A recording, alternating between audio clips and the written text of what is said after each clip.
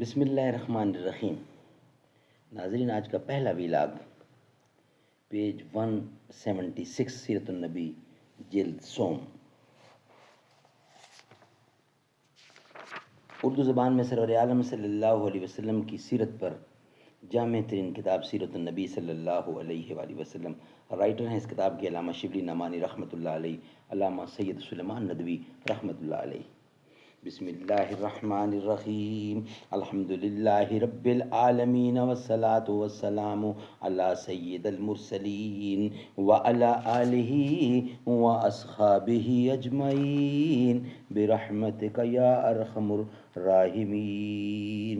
وہ شمع بارگاہ خاندان مرتضوی رہے گا مثل حرم، جس کا آستاں مجھ کو نفس سے جس کے کھلی میری آرزو کی کلی، بنایا جس کی مروت نے نکتہ دام مجھ کو۔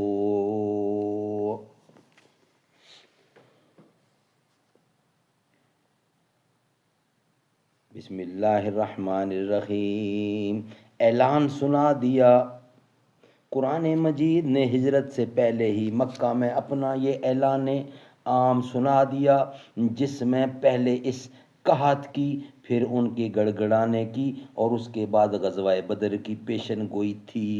کالا تقب یوم تحت السماء بدخان مبین، بدخان مبین یغشی الناس ھذا عذاب علی، ربنا اکشف عنا العذاب انا مؤمنون ان لهم الذکری وقد جاءهم رسول مبین، ثم تولوا عنہ وقالوا معلم مجنون انا کاشف العذاب قلیلا انکم عائذون، یوم نبطش البطشۃ الکبریٰ انا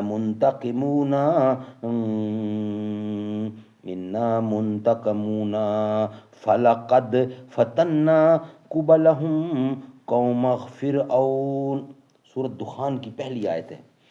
اس دن کی راہ دیکھ جب آسمان صاف دھواں کر لا دے،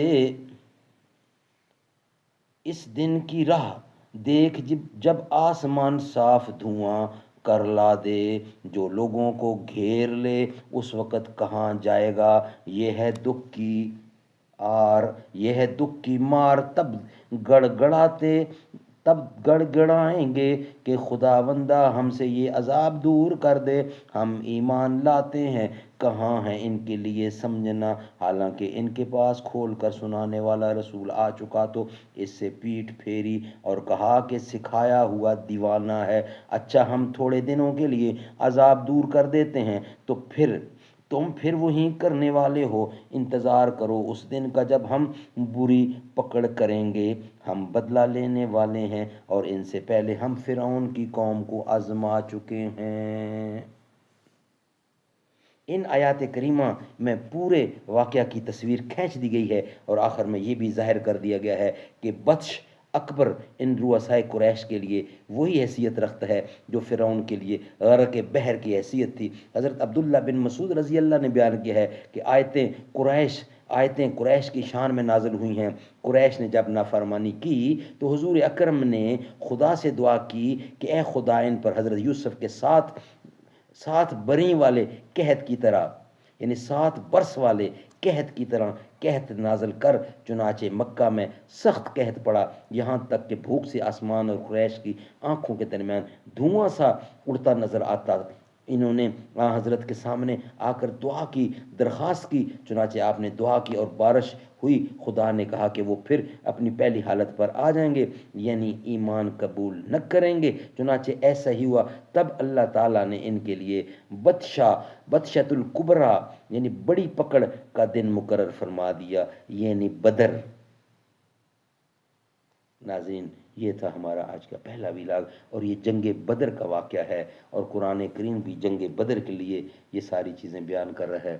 ہم آپ کے سامنے انشاءاللہ رکھیں گے ویلاگ نمبر 2 اس کے بعد آج کا ویلاگ نمبر 1 ہمارا کمپلیٹ ہوا۔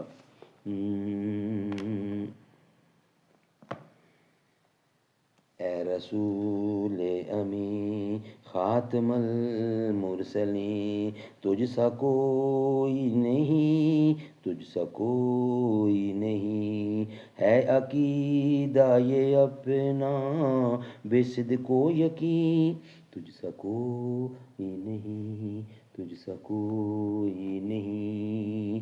دست قدرت نے ایسا بنایا تجھے، جملہ اوصاف سے خود سجایا تجھے، اے ازل کے ہنسی اے ابد کے ہنسی، تجھ سا کوئی نہیں، تجھ سا کوئی نہیں۔